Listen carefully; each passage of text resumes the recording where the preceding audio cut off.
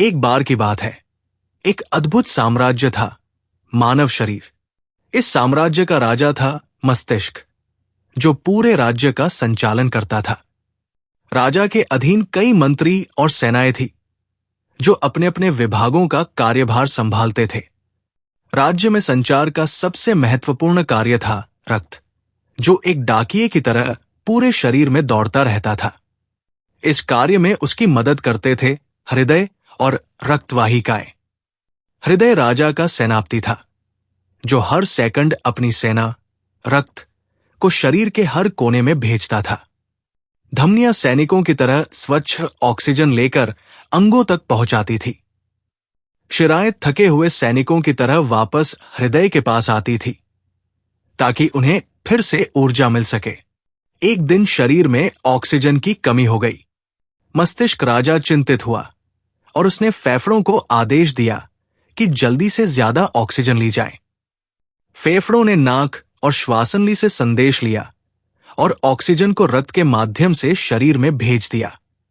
लेकिन जैसे ही शरीर ने ज्यादा मेहनत की, कार्बन डाइऑक्साइड बढ़ने लगी।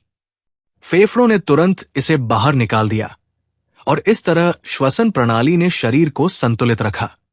राज्य में रहने वाले नागरिकों, कोशिकाओं को भोजन की जरूरत थी। ये जिम्मेदारी पाचन तंत्र की थी। मुंह ने पहला काम किया। उसने भोजन को चबाकर छोटे छोटे टुकड़ों में बदला।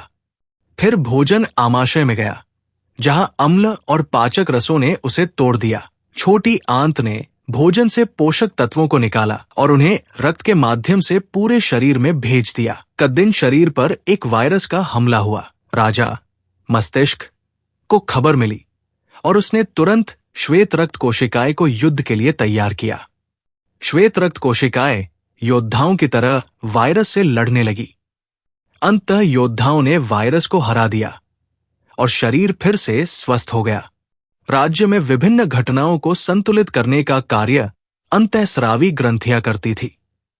थायरॉइड ग्रंथि ऊर्जा को नियंत्रित करती थी। अग्न्याशय इंसुलिन बनाकर शर्करा को संतुलित करता था। अधिवृक्क ग्रंथि संकट के समय भागो या लड़ो हार्मोन बनाकर शरीर को सतर्क रखती थी। एक दिन राजा मस्तिष्क ने सोचा, यदि मेरी सेना, नागरिक और सभी मंत्री अपने कार्य ठीक से करें तो ये साम्राज्य, शरीर स्वस्थ और मजबूत रहेगा। लेकिन अगर कोई हिस्सा कमजोर हुआ तो पूरा साम्राज्य संकट में आ जाएगा। इसलिए उसने घोषणा की, व्यायाम करो, संतुलित आहार लो और खुशी से रहो, ताकि हमारा शरीर लंबे समय तक स्वस्थ बने।